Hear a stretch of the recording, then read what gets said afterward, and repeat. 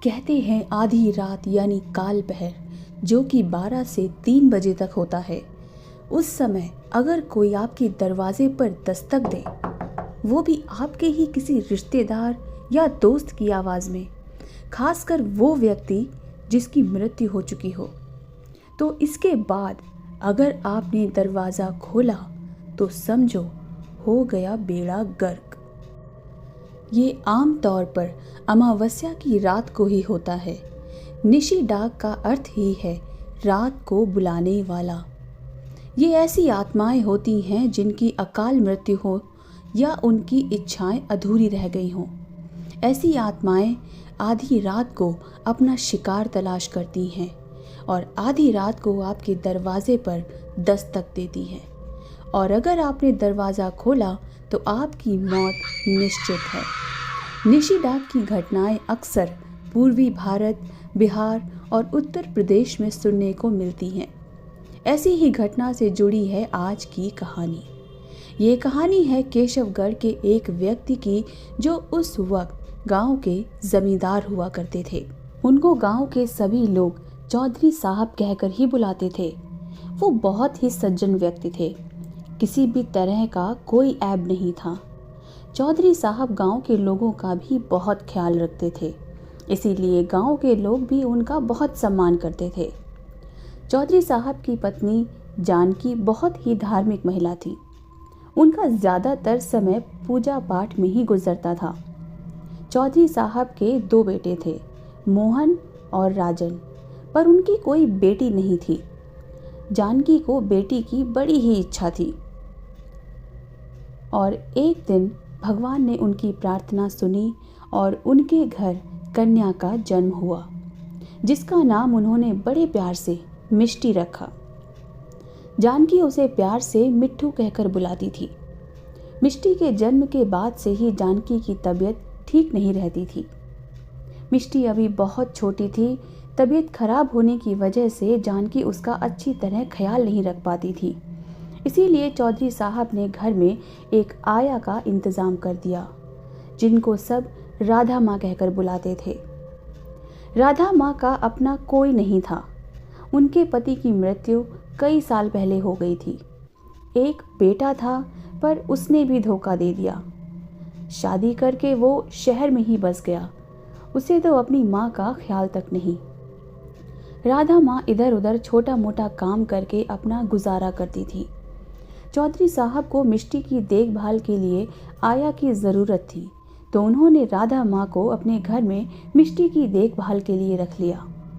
मिष्टी की देखभाल करते राधा माँ को कई साल गुजर गए। मिष्टी अब 4 साल की हो चुकी थी, पर जानकी का स्वास्थ्य लगातार गिरता ही जा रहा था।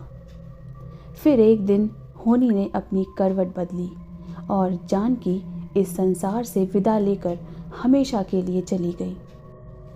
चौधरी साहब इस सदमे से पूरी तरह टूट गए। धीरे धीरे उन्होंने खुद को जमींदारी के कामों में व्यस्त कर लिया और उनके दोनों बेटे भी अपनी अपनी पढ़ाई में व्यस्त हो गए। इस बीच राधा माँ ने मिष्टी का बहुत अच्छे से ख्याल रखा। मिष्टी के सोने का कमरा अलग था और राधा माँ उसके बगल वाले कमरे में सोती थी। पर एक दिन राधा माँ अपने घर के काम निपटाकर मिष्टी को कमरे में सुलाने के बाद अपने कमरे में जाकर सो गई। तभी आधी रात को हंसने और बातें करने की आवाज़ से उनकी नींद टूट गई। वो आवाज़ मिष्टी के कमरे से आ रही थी। तभी उनको हंसने की तेज आवाज़ आई, जैसे कोई मिष्टी को गुदगुदी कर रहा हो। उन्होंने मिष्टी के कमरे के बाहर जाकर धीरे से दरवाज़ा खोला तो वहाँ जो कुछ भी था बिजली की तेजी से गायब हो गया। जब उन्होंने मिष्टी से पूछा तो उसने कुछ भी साफ नहीं बताया। उसने बस इतना कहा कि मासी, मैं खेल रही थी। उस दिन की बात को राधा माँ ने ज़्यादा गंभीरता से नहीं लिया। इसी तरह कुछ दिन निकल गए। इसी तरह मिष्टी रोज रात को उठकर खेलती, बातें करती और पूछने पर यही कहती कि मैं खेल रही हूँ। एक रात राधा माँ अपने कमरे में लेटी हुई थी। उनको नींद नहीं आ रही थी। तभी उन्हें फिर से मिष्टी के कमरे से हंसने की आवाज़ें सुनाई पड़ी। वो तेज़ी से कमरे की तरफ भागी, पर फिर वही हुआ जिसका उन्हें डर था। वो जो कुछ भी था राधा माँ के वहाँ पहुँचने से पहले ही गायब हो चुका था। वो तुरंत मिष्टी के पास गई और मिष्टी से ऊंची आवाज़ में सख्ती से पूछा। तेज़ आवाज़ से मिष्टी डर गई और रोने लगी, क्योंकि उसने राधा माँ को पहले कभी इस तरह से बात करते नहीं देखा था। मिष्टी को रोते देख राधा माँ ने मिष्टी को गोद में उठाया और गले से लगा लिया। फिर उससे पुचकार कर पूछा तो वो कहने लगी, वो परी की कहानी सुनाती है, मेरे साथ खेलती है, वो बहुत अच्छी है, मुझे बहुत प्यार करती है। राधा माँ को कुछ भी साफ समझ नहीं आ रहा था। इसी तरह 2-3 दिन निकल गए, पर एक दिन मिष्टी ने उन्हें कुछ ऐसा बताया जिससे वो बुरी तरह डर गई। उन्होंने मन ही मन सोचा कि जो कुछ मिष्टी ने उन्हें बताया है वो चौधरी साहब को बताना बहुत ज़रूरी है। अगले दिन चौधरी साहब अपने कमरे में कुछ काम कर रहे थे। तभी राधा माँ वहाँ चाय लेकर गई। चाय देते हुए उन्होंने कहा, साहब, मुझे आपसे मिष्टी के बारे में कुछ बात करनी है। चौधरी साहब ने राधा माँ को बैठने का इशारा किया। फिर बोले, बोलिए, क्या बात है। तब राधा माँ कहती हैं, कुछ दिनों से मिष्टी रात को उठकर बैठ जाती है, किसी के साथ खेलती है, बातें करती है। चौधरी साहब कहते हैं, किसके साथ खेलती है? तब वो कहती हैं, चिंता की बात यही है कि वहाँ पर कोई नहीं होता। मैंने कई बार देखने की भी कोशिश की, पर जैसे ही मैं वहाँ पहुँचती हूँ वो हवा की तरह गायब हो जाता है। चौधरी साहब ने कहा, राधा माँ, आप जो कहना चाहती हैं साफ साफ कहिए। तब राधा माँ ने कहा, कल मैं मिष्टी के बाल बना रही थी, तभी उसने आपकी और जानकी दीदी की तस्वीर देखकर कहा, मासी, ये वही है जो मेरे साथ खेलती हैं, वही है ये, वो मुझे मिट्ठू कहकर बुलाती हैं। ये सुनकर चौधरी साहब के पैरों तले मानो ज़मीन ही खिसक गई। वो फटी आंखों से राधा माँ की तरफ देख रहे थे। जानकी मिष्टी को बहुत प्यार करती थी और वही मिष्टी को मिट्ठू कहकर बुलाती थी। मिष्टी उसकी जान थी, पर उसका प्यार इस हद तक जाएगा कि वो दूसरी दुनिया से लौटकर मिष्टी से मिलने आए, ये उन्होंने कभी सोचा भी नहीं था। राधा माँ सामने खड़ी चौधरी साहब के कुछ कहने का इंतज़ार कर रही थी। उस वक्त चौधरी साहब राधा माँ की बातों से बहुत डर गए थे। फिर उन्होंने कहा, मिष्टी को आप एक पल के लिए भी अकेला नहीं छोड़ेंगी, ना ही रात में और ना ही दिन में। आपकी आंखों से वो एक पल के लिए भी ओझल नहीं होनी चाहिए।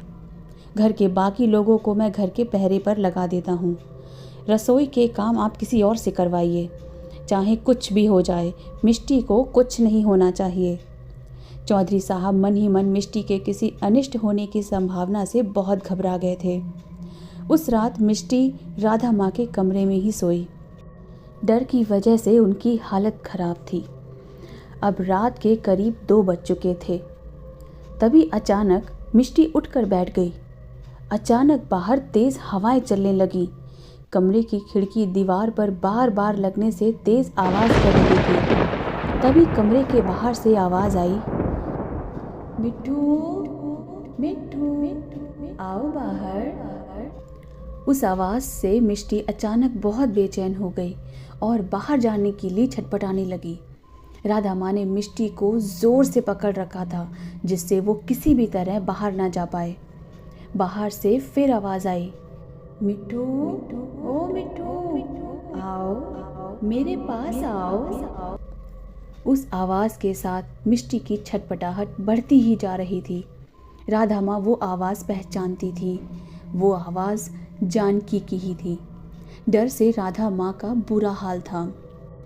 इधर मिष्टी बाहर जाने के लिए ज़ोर ज़ोर से हाथ पैर मार रही थी, पर राधा माँ की पकड़ से वो छूट नहीं पा रही थी।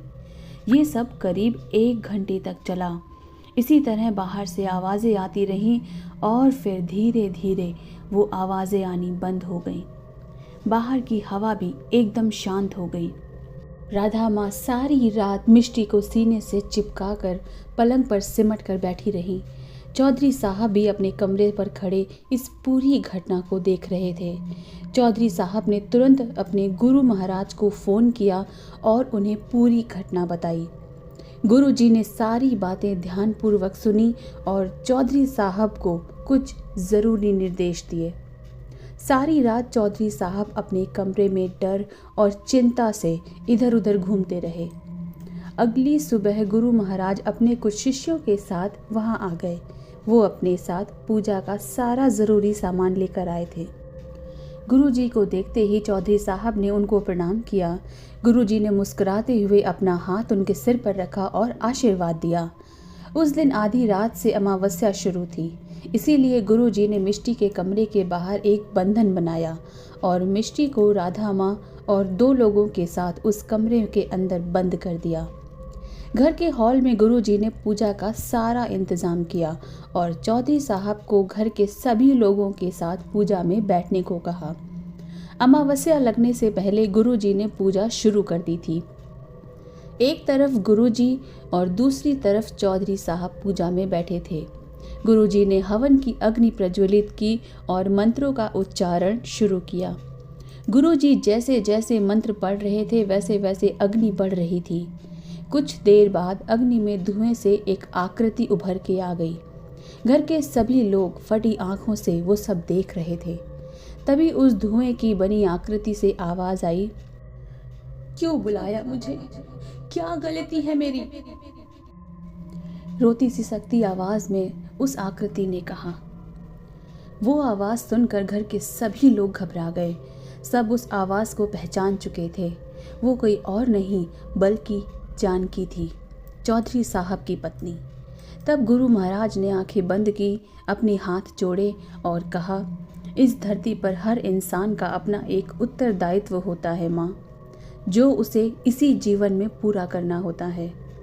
जो अपना उत्तरदायित्व पूरा कर लेता है उसे इस संसार से विदा लेना पड़ता है, और जो पूरा नहीं करता उसे बार बार जन्म लेकर इस धरती पर आना पड़ता है।